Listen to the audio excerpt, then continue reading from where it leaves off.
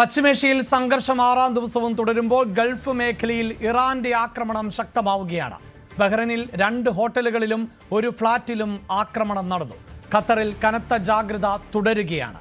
ജനങ്ങളോട് കെട്ടിടങ്ങൾക്ക് ഉള്ളിൽ തന്നെ തുടരണം എന്നാണ് നിർദ്ദേശം നൽകിയിട്ടുള്ളത്. ദോഹയിൽ നിരവധി സ്ഫോടന ശബ്ദങ്ങൾ കേട്ടതായാണ് റിപ്പോർട്ടുകൾ. ഇതിനിടെ കുവൈറ്റിലെ US എംബസിയുടെ പ്രവർത്തനം അവസാനിപ്പിച്ചു. സൗദി അറേബ്യ 3 ബാലിസ്റ്റിക് മിസൈലുകൾ കഴിഞ്ഞ മണിക്കൂറുകളിൽ നിർവീര്യമാക്കി. US കരയുദ്ധം ആരംഭിക്കാൻ ഞങ്ങൾ കാത്തിരിക്കുകയാണ് എന്നാണ് ഇറാനിയൻ നാഷണൽ സെക്യൂരിറ്റി കൗൺസിൽ തലവൻ അലി ലാരിജാനി വ്യക്തമാക്കിയത്. ഇതിനിടെ ഇറാന്റെ നേവിയെയും വ്യോമസേനയെയും പൂർണ്ണമായും തകർത്തു എന്ന് ട്രംപും അവകാശപ്പെട്ടു. The United States military, together with the wonderful Israeli partners, continues to totally demolish the enemy far ahead of schedule and at levels that people have never seen before, actually. We're destroying more of Iran's missiles and drone capability every single hour, knocking them out like nobody thought was possible. Their navy is gone, 24 ships in 3 days. That's a lot of ships. Their anti-aircraft weapons are gone, so they have no air force, they have no air defense. All of their airplanes are gone. Their communications are gone. Missiles are gone, launches are gone, about 60% and 64% respectively. Other than that, they're doing quite well. I said, what's left? But they're tough, and they want to fight. And they're calling, they're saying, how do we make a deal? I said, you're being a little bit late, and we want to fight now more than they do.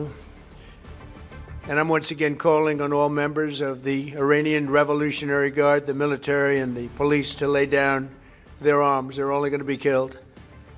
And now is the time to stand up for the Iranian people and help take back your country. You're going to have a chance after all these years to take back your country. Accept immunity. We'll give you immunity. And we'll be giving you really the right side of history, because that's what it is. So you'll be perfectly safe with total immunity, or you'll face absolutely guaranteed death. And I don't want to see that. വാർത്തയുടെ വിശദാംശങ്ങളുമായി international ഡെസ്കിൽ നിന്ന് അജയ് സുധാ ബിജുവാണ് ചേരുന്നത്. അജയ്, ലോകം കാത്തിരിക്കുന്നത് ഈ യുദ്ധം അവസാനിച്ചു എന്ന് കേൾക്കാനാണ്. പക്ഷേ ഓരോ ദിവസവും കൂടുതൽ ആക്രമണത്തിന്റെ വിവരങ്ങൾ ആണ് പുറത്തു വരുന്നത്. കഴിഞ്ഞ മണിക്കൂറുകളിൽ ഏത് നിലയിൽ ആയിരുന്നു ഇറാൻ പ്രത്യാക്രമണം കടുപ്പിച്ചത്? ഗൾഫ് മേഖലകളിലേക്ക് ശക്തമായിട്ടുള്ള തിരിച്ചടികൾ US-ൻ്റെയും ഇസ്രായേലിൻ്റെയും കേന്ദ്രങ്ങൾക്ക് നേരെ നടത്തുന്നതായിട്ടാണ് നമുക്ക് ഇപ്പോൾ നിലവിൽ പുറത്തു വരുന്ന റിപ്പോർട്ടുകൾ സൂചിപ്പിക്കുന്നത്. ഇപ്പോൾ ടെഹ്റാൻ കേന്ദ്രീകരിച്ചുള്ള ഒരു ടെഹ്റാനിൽ പ്രവർത്തിക്കുന്ന ഇസ്രായേലിൻ്റെ എംബസിയിലേക്ക് ഇറാൻ ഒരു ആക്രമണം നടത്തിയതായിട്ടാണ് വിവരങ്ങൾ. ഒരു ഡ്രോൺ അറ്റാക്കാണ് ഈ നിലവിൽ ഈ ടെഹ്റാൻ ഇപ്പോൾ ഇത്തരത്തിൽ നടത്തിയത്.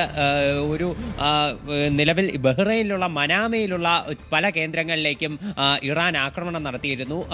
പ്രധാനമായിട്ടും ഇവിടെയുള്ള ഒരു എംബസിക്ക് നേരെയാണ് ആക്രമണം നടത്തിയത്. ഈ എംബസിക്ക് നേരെ ഉണ്ടായിട്ടുള്ള ആക്രമണത്തിൽ ഈ ഡ്രോണിൻ്റെ അവശിഷ്ടങ്ങൾ പതിച്ച് പല കെട്ടിടങ്ങൾക്കും നാശനഷ്ടം സംഭവിച്ചതായിട്ടും റിപ്പോർട്ടുകളുണ്ട്. ഒരു ഫ്ലാറ്റിലും അതുപോലെ തന്നെ മറ്റ് 2 കെട്ടിടങ്ങൾക്കും നിലവിൽ 2 ഹോട്ടലുകൾക്കും നാശനഷ്ടം സംഭവിച്ചതായിട്ടാണ് വിവരങ്ങൾ സൂചിപ്പിക്കുന്നത്. നിലവിൽ മറ്റ് പല ഡ്രോണുകളും തകർത്തതായിട്ടും ഇപ്പോൾ ബഹ്റൈൻ്റെ അന്താരാഷ്ട്ര ഭരണകൂടം അറിയിക്കുന്നുണ്ട്. അതുപോലെ തന്നെ ഇപ്പോൾ IRGCയുടെ ഭാഗത്ത് നിന്ന് ഒരു പ്രസ്താവന പുറത്തു വരുന്നുണ്ട്. അതായത് ഇതുവരെ കാണാത്ത ആയുധങ്ങൾ അത് ഇറാൻ്റെ പക്കലുണ്ട്. ഈ പല മോസ്റ്റ് മോഡേൺ വെപ്പണുകളും അതും ഇപ്പോൾ ഇറാൻ്റെ പക്കൽ ഇപ്പോഴും കരുതൽ ശേഖരത്തിലുണ്ട്. അതൊന്നും തന്നെ ഇറാൻ നിലവിലെ യുദ്ധത്തിൽ പുറത്തെടുത്തിട്ടില്ല.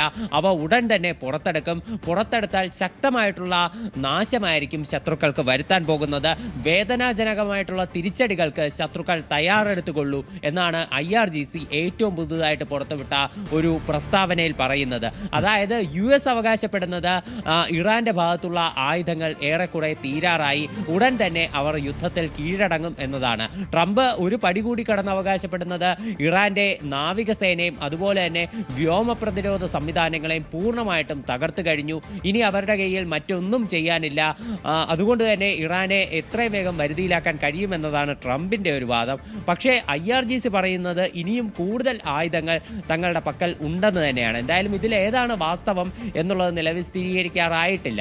ഇപ്പോൾ ഗൾഫ് മേഖലയിലും ഒരു ആക്രമണങ്ങൾ, അത് കഴിഞ്ഞ ഏതാനും ദിവസങ്ങളായിട്ട് ആക്രമണങ്ങൾക്ക് അത് ഒരു കുറവുണ്ടായിരുന്നു. നേരത്തെ ഉള്ളതുപോലെ US കേന്ദ്രങ്ങൾക്ക് നേരെയും അതുപോലെ തന്നെ ഇസ്രായേലിൻ്റെ എംബസികൾക്ക് നേരെയുമുള്ള ആക്രമണം ഒന്നും നമുക്ക് കഴിഞ്ഞ ദിവസങ്ങളിൽ കാണാൻ സാധിച്ചിരുന്നില്ല. പക്ഷേ ഇപ്പോഴൊരു ഇടവേളയ്ക്ക് ശേഷമാണ് ഇത്തരത്തിൽ മേഖലയിൽ ആക്രമണം അത് രൂക്ഷമായിരിക്കുന്നത്. ഇപ്പോൾ നേരത്തെ പറഞ്ഞതുപോലെ തന്നെ ബഹ്റൈനിൽ ആക്രമണമുണ്ട്. അതുപോലെ തന്നെ കുവൈറ്റിൽ നോക്കുകയാണെങ്കിൽ അവിടെ ജനങ്ങൾക്ക് കനത്ത ജാഗ്രതാ നിർദ്ദേശം തന്നെ നൽകിയിട്ടുണ്ട്. നിരവധി സ്ഫോടന ശബ്ദങ്ങൾ ഉൾപ്പെടെ അവിടെ ആകാശത്ത് കേട്ടതായിട്ട് റിപ്പോർട്ടുകളുണ്ട്. നിരവധി ഡ്രോണുകൾ തകർക്കുന്നത് കാരണം ഉണ്ടാകുന്ന അപകടങ്ങളാണ് ഈ മേഖലയിൽ പ്രധാനമായിട്ടും ഉണ്ടാകുന്നത്. അതായത് മിസൈൽ പതിച്ചോ ഡ്രോൺ പതിച്ചോ ഉണ്ടാകുന്ന അപകടങ്ങളല്ല ഗൾഫ് മേഖലയിൽ പ്രധാനമായിട്ടുമുള്ളത്. ഈ ഡ്രോൺ തകർക്കുന്നത് കാരണം ഡ്രോണിൻ്റെ അവശിഷ്ടങ്ങൾ വന്ന് വീണ് പതിച്ചുകൊണ്ടുള്ള അപകടങ്ങളാണ് പല മേഖലകളിലും റിപ്പോർട്ട് ചെയ്യുന്നത്. ആദ്യത്തെ ദിവസം എല്ലാവരും വളരെ ഭീതിയോടെ കണ്ട ഒരു കാഴ്ചയാണ് പാം ഐലൻഡിൽ ഉൾപ്പെടെ ഉണ്ടായിട്ടുള്ള തീപിടുത്തം ഉൾപ്പെടെ. അതെല്ലാം പക്ഷേ ഈ ഡ്രോണിൻ്റെ അവശിഷ്ടങ്ങൾ വീണിട്ടുള്ള ഒരു നാശനഷ്ടങ്ങളാണ്, തീപിടുത്തങ്ങളാണ് എന്ന് നമുക്ക് കാണാൻ സാധിക്കും. അപ്പോൾ ഇതുപോലെ തന്നെ ഡ്രോണിൻ്റെ അവശിഷ്ടങ്ങൾ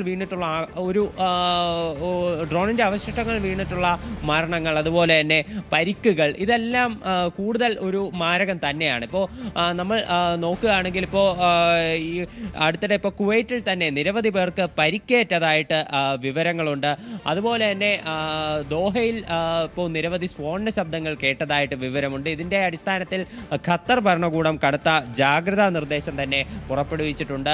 ഇപ്പോൾ അബുദാബിയിലേക്ക് നോക്കുകയാണെങ്കിൽ അബുദാബി ഇന്ന് രാവിലെ 6 ബാലിസ്റ്റിക് മിസൈലുകൾ തകർത്തതായിട്ട് വിവരമുണ്ടായിരുന്നു. ഇപ്പോൾ ഒരു ക്രൂയിസ് മിസൈൽ കൂടി അവർ തകർത്തതായിട്ടാണ് നിലവിൽ പുറത്തു വരുന്ന ചില സൂചനകളെന്ന് പറയുന്നത്. അതുപോലെ തന്നെ ടെഹ്റാനിലും കഴിഞ്ഞ ദിവസങ്ങളെക്കാൾ ആക്രമണം രൂക്ഷമാണ് എന്നുള്ള വിവരമാണ് പുറത്തു വരുന്നത്. ഇസ്രായേലിൻ്റെ ഭാഗത്തു നിന്നുള്ള ഒരു നീക്കം നോക്കുകയാണെങ്കിൽ അവർ ടെഹ്റാനിലും ഇറാനിലും ശ്രദ്ധ കുറച്ച് അടുത്ത 2 ദിവസങ്ങളിലായിട്ട് ചെറുതായി ഒന്ന് കുറച്ചിരുന്നു. പകരം അവർ തൊട്ടടുത്ത് കിടക്കുന്ന ലെബനനിലായിരുന്നു ആക്രമണം കടുപ്പിച്ചിരുന്നത്. ലെബനനിലുള്ള ഹിസ്ബുള്ള ഗ്രൂപ്പിൻ്റെ ഭാഗത്തു നിന്നുള്ള കടുത്ത ഭീഷണികൾ ഇസ്രായേലിനുണ്ടായിരുന്നു. അപ്പോൾ ഇന്ന് തന്നെ അവർ ഒരു പുതിയ പ്രസ്താവന പുറത്തുവിട്ടിട്ടുണ്ട് ഹിസ്ബുള്ള ഗ്രൂപ്പ്. അതായത് ഇസ്രായേലിൻ്റെ വടക്കൻ മേഖലകളിൽ 5 കിലോമീറ്റർ പരിധിയിലുള്ള ആളുകൾ എത്രയും വേഗം ഒഴിഞ്ഞു പോകണമെന്ന് ഹീബ്രു ഭാഷയിൽ ഒരു നിർദ്ദേശം ഹിസ്ബുള്ള ഗ്രൂപ്പ് നൽകിയിരുന്നു. അതായത് ഇസ്രായേൽ ആർമി ലെബനനിൽ കടുത്ത ആക്രമണങ്ങളാണ് നടത്തുന്നത്. ഇതിൻ്റെ ഫലം ഇസ്രായേൽ അനുഭവിക്കും. ഇതുകൊണ്ട് തന്നെ ഈ ഇറാൻ്റെ വടക്കൻ മേഖലകളിൽ ലെബനൻ്റെ അതിർത്തിയോട് ചേർന്നിട്ടുള്ള 5 കിലോമീറ്റർ പരിധിയിലുള്ള ജനങ്ങൾ ഒഴിയാനാണ് നിർദ്ദേശം നൽകിയിട്ടുള്ളത്. ഇസ്രായേൽ നിലവിൽ സുരക്ഷയും ശക്തമാക്കിയിട്ടുണ്ട്. കഴിഞ്ഞ ഏതാനും ദിവസങ്ങളായി കടുത്ത രീതിയിലുള്ള ആക്രമണം തന്നെ ലെബനനിൽ ഇസ്രായേൽ നടത്തിയിരുന്നു. ബെയ്റൂട്ടിൽ ഉൾപ്പെടെ പല സ്ഥലങ്ങളിലും സ്ഫോടനങ്ങൾ ഉൾപ്പെടെ നടന്നു. ബെയ്റൂട്ടിൻ്റെ പല മേഖലകളിലും ഇസ്രായേൽ കടുത്ത ബോംബാക്രമണം തന്നെ നടത്തി. അതുപോലെ തന്നെ ഇസ്രായേൽ സേനയും നേരിട്ട് ഓൺ ഗ്രൗണ്ട് പല പ്രദേശങ്ങളിലും കൈയടക്കി എന്നതാണ് വിവരം ലഭിക്കുന്നത്. ലെബനൻ്റെ തെക്കൻ മേഖലകളിലെ പല ഗ്രാമങ്ങളിലെ ആയുധപ്പുരകൾ, അതുപോലെ തന്നെ ഹിസ്ബുള്ളയുടെ ട്രെയിനിങ് ക്യാമ്പുകൾ എല്ലാം നശിപ്പിച്ചതായിട്ടാണ് വിവരം ലഭിക്കുന്നത്. അതുപോലെ തന്നെ ഇറാഖിലുള്ള ഒരു സായുധ സേനാ സംഘങ്ങൾ ഇവർ ഇറാന് പിന്തുണയുമായിട്ട് നിലവിൽ രംഗത്ത് വന്നിട്ടുണ്ട്.